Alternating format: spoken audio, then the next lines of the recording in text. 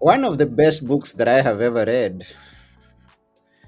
is known as The Power of Positive Thinking by Norman Vincent Peale. No, I'm not advertising it, I'm not promoting it. I'm just saying that I love that book from the time that I came into contact with it. And you can guess, for it triggering that inspiration, that emotion in me, I must have experienced some negative thinking. We're talking of negative thoughts here today. This is Now Tell Us. I'm your host, Anthony Murore. Today at Now Tell Us, we have a guest who is going to be with us and talk to us about breaking free from negative thoughts and patterns. His name is Wesley Jackson, and he's going to be here shortly. But before he comes, let me remind you to please share this with all your friends. If you have a question as we are going on, you can ask and we will answer it. If you have a comment, any comment, please don't fear. Don't think negative about it. Just put it forward, and it's going to be good to all of us. We appreciate feedback. And I won't take much more time just talking because we have much to hear from our guest today, Wesley Jackson. So, why don't you join me as we go together to meet Wesley? Here we go.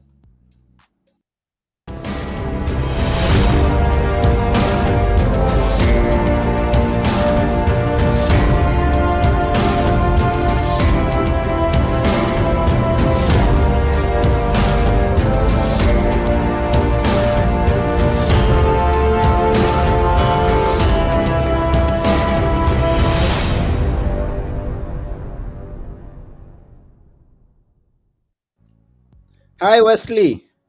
Hello. Yeah, good to see you. Thank you for having me here today on Now Tell Us, Anthony. Yes, you're welcome, and we are honored to have you here. And we'd like to know, where is it that you are at right now?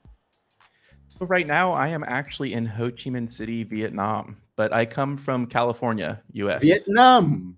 hmm Vietnam. I used to hear of Vietnam when there was a war, and then the hmm movies and everything. So, what takes you there?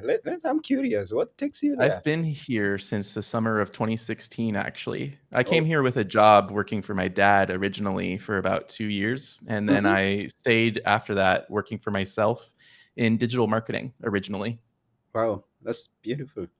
hmm Digital marketing. That's something that is very needed in the present day world. And I believe you're having a great time here, there, and worldwide because digital marketing is you can do it from anywhere and do it hmm anywhere else. Yep. Yeah. So I'm curious to know also, as you were growing up before you were in Vietnam, how it was, how life was, how as you were born and growing up, things you experienced. I'm always curious to hear good stories, and also my audience. Now This tell is us. a it's a good story, but also not necessarily an easy one to tell every so often. So this Mhm. story does start from my early days, and I feel that it will resonate with many of your listeners who might also be going through a similar journey or have already gone through one as well, just like mine. So I grew up in a household where I was the oldest of three siblings, and I became an older brother at just over 1 year old. And so I learned very quickly that I had this sense of responsibility towards others, and this realization profoundly affected me and shaped my behaviors and perspectives at a very young age. And it Mhm. instilled in me this kind of innate instinct to protect and nurture those around me. However, life was not always easy because of this as well. My early life was marred by fear, in particular, fear of punishment, whether it was physical, mental, or emotional. My father was a tough man, and I quickly learned to navigate the unspoken rules of our household to avoid conflict. And so, Mhm. because of this, I found myself continually walking on eggshells, modulating my behavior, and then trying to predict and accommodate the moods of my parents. And so, I felt more often than not that I was being punished, not necessarily for what I did, but for who I was. And so the result of all of this was an intense fear of rejection and a crippling shyness that lasted well into my 20s. I'm 31 now. And so the verbal abuse, the name calling, and the body shaming that I was subject to from my father in particular, it created a deep void of self love in me and inflicted deep emotional scars as a result as well. Well, and I can imagine that big responsibility, and many people feel the responsibility, and they fear that maybe they are not delivering. It makes it even worse when you see that from the response of the people around you, those people that you trust, those people that you feel that they are capable or they are supposed to be taking care of you, protecting you, and then you feel there is harm coming from that. That makes it even more worse. So, I- I- what thoughts were going through, and was there any time that you went to very negative thoughts that you could mention? I don't know. Maybe I don't know. Definitely. So, Mm, amidst all this chaos, I first found an unlikely refuge in the form of books. As early as four, actually, I was finding solace and an escape from my reality in the pages of books. And mhm, so I loved reading. I loved the knowledge and the why behind things. However, my passion for reading and my thirst for knowledge wasn't necessarily always seen as a positive trait by everyone. And so at a very young age, I was labeled as having oppositional defiance disorder, largely because I wouldn't take naps when I was younger. Instead, I wanted to read. mhm, And later on in my educational journey, I also, my struggle with dyscalculia, which is basically the math version of dyslexia, where like numbers are shifting positions with each other and stuff like that. mhm, That prevented me from joining the gifted and talented education program within California initially. And so these experiences all made me feel deficient and broken, and it only further eroded my self love. So I had, a lot of thoughts going through my head of how I'm just not good enough. I'm not capable of doing certain things. And there was a lot of negativity where I was thinking, I am not this. I am not someone who is confident. I'm not someone who raises their hand in class and answers questions, even if they know the answer. I didn't do that until very late in life. And looking back, if I could do one thing over, I would change the way I was responding to these thoughts within my own head because this was all happening inside my head. On the surface, I just looked like kind of like a robot. I didn't talk very much. I didn't express myself very much in public. But as I navigated these adversities and trials, I began to see a different perspective, and the labels, the judgments, the misunderstanding, they did not define me. They were just part of my journey, but they were not necessarily my destination. This wasn't where I was headed, and I realized that luckily, I guess I would say somewhat earlier in my life. And I realized that my curious nature and my need to question the status quo and my struggles with learning were not signs of being deficient, but rather they were signs of a unique and what is called a twice exceptional mind. So that's someone who is gifted intellectually, but also has learning disabilities. It's a really interesting concept. So, despite being misunderstood and berated by teachers and even my own father, my resilience and my innate thirst for knowledge eventually did lead me to being admitted to the gifted and talented education program 1 year later. mm. What could have triggered that shift from, Mhm. yeah, the change that you started now imagining yourself as a worthy person, someone who could live to your potential? What could have triggered? Was it a book you read? Was it a seminar you attended? Or what could have that been? So I read a lot of books. I would not say it was any one book in particular, but it was the shift from simply consuming information and hoarding knowledge within my mind. And it Mm-hmm. was the shift from that, from, taking in massive amounts of input. I needed to shift from that to actually starting to output and, embody and act on the information that I was learning. I Mm-hmm. spent so many years just hoarding knowledge inside my own head and not actually really acting on very much of it at all, just learning it for the sake of wanting to understand it, but not necessarily do anything about it. Hmm. I came across a term that I have not come across before, or rather, it's a two word term, and I haven't seen it before. And I was curious, what does that mean? Twice exceptional. Hmm. What could that be? What is that? Yeah, What is so you twice can be exceptional? exceptionally gifted, but also exceptionally disabled, essentially Okay, within the mind. and what was it for you? So for me, this feels so weird saying this on a podcast, but for example, in my particular case, I can have a genius level IQ, but I also have dyscalculia, so I do not do math very well at all. Okay. I also have got ADHD, so that's another big kind of thing that holds me back a lot. Mm-hmm. Okay. And going a bit back, you talk about you being there, and I don't know, this could be another weird question, but you see how it comes. Going back, you talk about being there after your father took you to Vietnam in his business, but then you talk about your experience with him growing up, your parents in general, and the not the so good experience that you had growing up.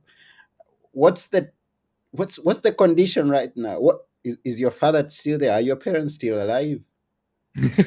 My parents are thankfully still alive. And, They are separated. oh, they are separated. And how Yes. are they with you sharing this story? I mean, that's why I I said it could think be a I weird. think they realized a long time ago that they can never tell me what to do. And that I'll do whatever I want if I feel like it's the right thing to do. Okay, and then now they are. And what brought about you going on your own in business? If I can ask you Mm, that, from that's a your good dad question. moving into your. Mhm.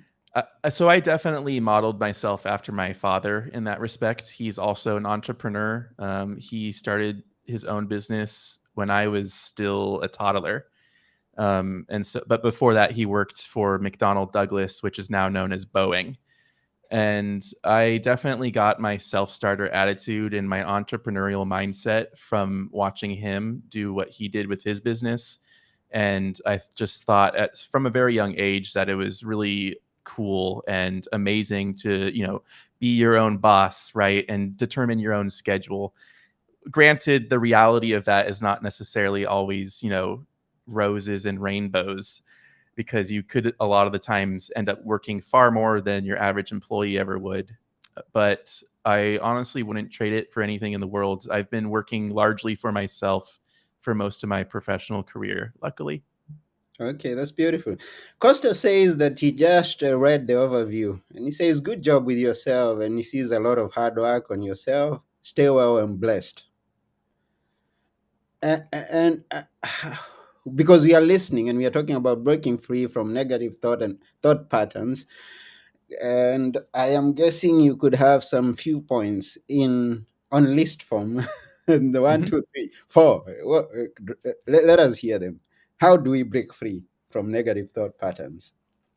So I share this story not to dwell on the past per se, but to highlight the importance of understanding oneself. I know Okay. firsthand the challenges of living with trauma, ADHD, bipolarity, complex PTSD, a whole host of mental issues, and I'm intimately familiar with the impact that these can have on our lives. However, the journey of self-understanding and embracing our unique strengths and finding ways to thrive despite our struggles can be truly transformative. And Hmm. with this said, I firmly believe that the way we treat each other greatly influences the world that we create. My journey with its ups and downs has inspired me to share my story and to use it to foster empathy, understanding, and hopefully ultimately change within the world and within other people who hear what I have to say. And I want people who are listening right now, in particular, to remember this: that your past does not define you. Hmm. You are not your struggles. With resilience, self compassion, and understanding, we can actually forge our own paths and redefine our future. That's a very good message to everyone who's Thank you. listening out there. Uh, like Costas, who's giving us some feedback. Thank you, Costas, and everybody else out there who's listening. We appreciate you and the time that you take to listen. And I remind you to share this with your friends, please. And let's keep Yeah, thinking. thank you, Costas. Yes, Costas. That's good, Costas. So I discover you have a podcast. Tell us about it. Mm. So, my podcast is known as Surviving Humanity, a self help podcast. And I started this because of my own personal story. Mm-hmm. And the mission behind the podcast is to help shift others' perspectives so they overcome the obstacles in their lives. That's good. How is it? How old is it, and how is it doing so far? It is very new still. So, Uh, it just started at the very beginning of March. So, we are on month 4 now. that's good. Keep going. Keep going. Thank you. Yes, and we wish you the greatest of great times ahead. Thank you. And on that note, which in your business or in your life, maybe at school, in your sports, which could have been one of that times that you felt at the top of the world? Hmm. Now, coming from negative thoughts and going to the top of the world. Yep, definitely. This is the power of positive thinking right here. Mm-hmm. So I felt most on top of the world when I actually had a sense of meaning and purpose. Mm-hmm. So I felt that the most when I was actually being a leader, and that was within my student organization, which is now known as Torero Gaming at the University of San Diego. And Okay. so that was a esports student organization, and for anyone who doesn't know what esports means, that means competitive video games. Hmm. Competitive video games. Hmm. I'm trying to imagine that because I have some people who are interested in gaming, and I'm like, oh, where does this lead to? Sometimes it could lead to good places. Yes, like where? Like in the digital marketing world? Hmm. Maybe, yeah, if, because that's the direction that you took. Uh, Hmm. and the people that you told us that you experienced such a low times in your home, and there are a lot of people who are listening who've also experienced negative aspects in other neighborhoods. But starting from school, you go to school, and what you face there, you're bullied, and things are not as well as they are at home. You're not scoring well, and you're feeling low. Hmm. Did that happen to you also in other places? About now, or were the grades matter? Did the grades only matter to your parents, or they mattered to your teachers? Were you mocked by where you failed? Yeah, so that's something that's really interesting because the unspoken rules that I mentioned that I learned early on in my household, one of them was that if I did well in school and just be quiet, keep my head down, get A's, sometimes B's, then I will largely skate by unnoticed, and I won't Mm-hmm. receive any of that negative attention from my parents. So because of that, I had quite the perfectionist streak, especially within school. So school was almost everything to me for quite a while, and if I when I started to slip, it was really crushing me for a long time. And I was slipping from, I would say, the year of early 2010 until mid 2013. And that was between high school to university. So I graduated high school in 2010. And when I entered university, I actually ended up taking a medical leave of absence for clinical depression. And so I left my university in my first semester in November, and I didn't return back until the next year. And so during that time, during that 1 year in particular, I would say that was when I was at my absolute lowest, especially because when I was at home, not really doing much, it didn't really make me feel any better about myself because my life was so defined by achievement. And Mm-hmm. when I wasn't working, it felt like I was useless. And I hated the feeling of that. And because of that, it was very easy for me to get manipulated into doing things for other people that I didn't necessarily want to do or weren't necessarily the best for me. Mm. At 30, think you're quite at a very advantaged point, and you have the whole life, the whole world ahead of you. Tell us about your big dreams, if you can. Hmm. Let's see. So, my big dream is largely tied to surviving humanity right now. My dream Okay. for that, my vision, let's call it, is to help foster a sense of community, connection, and support over our common struggles and help people realize that we can all overcome them, especially if we rely on each other. And we can overcome far more than we really think we can if we just reach out and ask for help. Yes, we are better together than we are apart. So we grow together. Hmm. Yes, and we see that you are going to make it, especially because of the way that you are prepared and in the positioning that you are at. Uh, Coming from one country to the other, because that's another point, and experiencing different cultures, meeting different kinds of people, or there are some challenges that could have driven you to think of home and wanting to go home? Or wouldn't you want to go back home because where you are living at is paradise, maybe? There's pros and cons of living anywhere in this world. So, Uh-huh. it's not all sunshines and rainbows, but yes, I do like it here better than where I was from. But I'll say one thing, like when I first came here, right? I tend to make mountains out of molehills within my mind. So I make things harder in my mind than they really are. Mm-hmm. And but I want people to realize that through my story and the fact that I was able to move across the world into a completely different culture and let's call it ecosystem, that no matter how steep the mountain, let's call it, that you see, no matter how steep it is to climb, no matter how turbulent the waters that you may have to cross, there is a strength within each of us that is far greater than any obstacle that we ever face. The key is to just realizing that and taking that power back for ourselves. And, there is resilience in each of us that, when harnessed, can help us overcome even the most daunting of adversities. Yeah.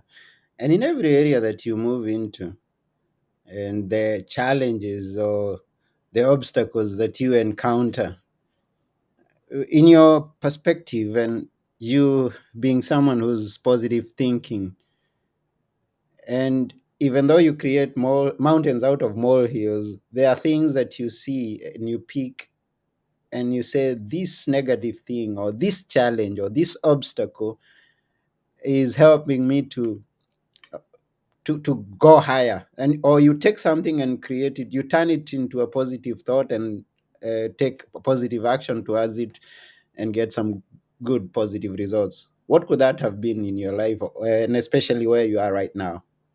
Hmm. So I would say the big positive result that I started to see was when I made the shift Hmm. from the victim mindset to realizing that I was more of an actual survivor and a fighter. And what I thought made me weak actually was what made me strong. Hmm. Sorry. But in December of 2012, I mentioned how I was struggling academically up through 2013. When my grades were still slipping and I was placed on academic probation even, Hmm. that was a big turning point for me. It's when I finally started to understand and accept my ADHD and I actually seeked out proper help. And then within 6 weeks, my grades improved dramatically. I went from academic probation, which is nearly failing out of university, to A's and B's. And it's all because I actually acknowledged my challenge and sought out the right help. And with the message here for people is to remember that it's okay to seek help when you need it. And we often see seeking help as a sign of weakness, but it's actually a sign of strength because it requires a lot of vulnerability, especially I would say as a guy in this day and age, to admit that you need help and that that you're weak in certain areas. We're so used to putting on this illusion that nothing phases us. We are not weak at all. There's no dents or chinks within our armor whatsoever. We have to be 100% on guard all the time. But I think that acknowledging that you're actually struggling doesn't make you less of a person here. It actually makes you more of a human. That's very well said. We Thank you. appreciate that. Yeah, because many of us would want to ourselves to appear as that perfect person, that person who's 100% out there in the general public. We don't like to accept the fact that there are some of our areas that we lack. There are some areas that we are weak at.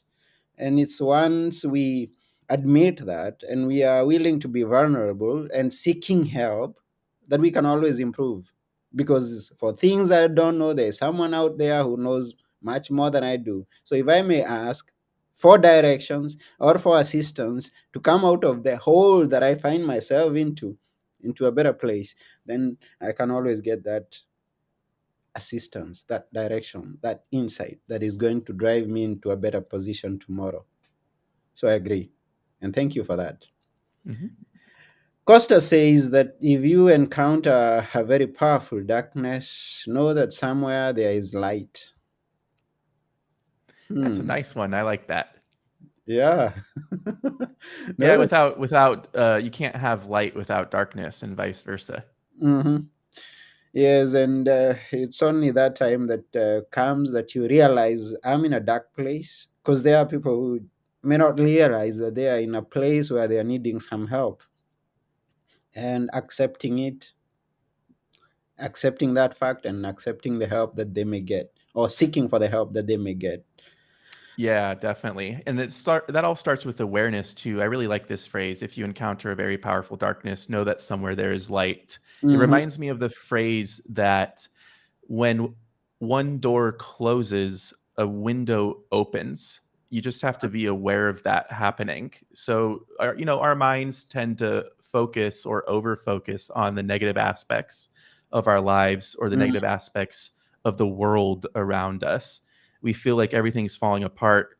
There's destruction, war, and terror all around us. But if that's all we ever think about and that's all we ever see, then it affects the very world that we live within as well, because the way we think is the way that we perceive as well, and vice versa.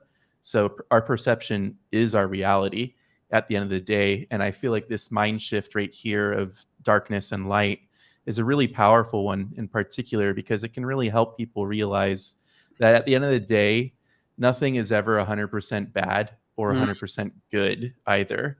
And so because of that, you can find light within any sort of horrible story, no matter how bad it really gets. There's almost always a potential for a good ending, a happy ending. that's very true. There can always be a happy ending. And we are almost coming to the end of this show. And So fast. it's a happy ending. But before we end it, would like to know, how can people, because there are people who are hearing what you're doing and they want to connect and maybe follow up with your podcast. How can they connect with you? So, if you want to connect with me personally, you can find me on most social media platforms Mm, at Wesley Jackson SH. And if you want to check out our podcast and what we're doing, that would be survivinghumanity.net. okay, that's wonderful. So you can head to survivinghumanity.net and get to hear the podcast, connect with Wesley, and together we can achieve much. Together we can break free from negative thought patterns once we remind ourselves, because it's coming from reminding ourselves each and every day, thinking positive, talking positive, and then taking positive action, and therefore achieving some positive results. We want to thank you very, very, very much, Wesley, for coming to this show. It's been Thank such an you. honor. Yes. And before you go, we would like you to leave us with just a few words that we should always remember. Which are they coming from you? Ooh, okay, cool. I get to end this. Here we Yeah, go. So, the essence of my story is resilience. It's about understanding that no matter how difficult things get, we always have the power to change our own narrative. good. Yes, we can change our narrative anytime, anyhow.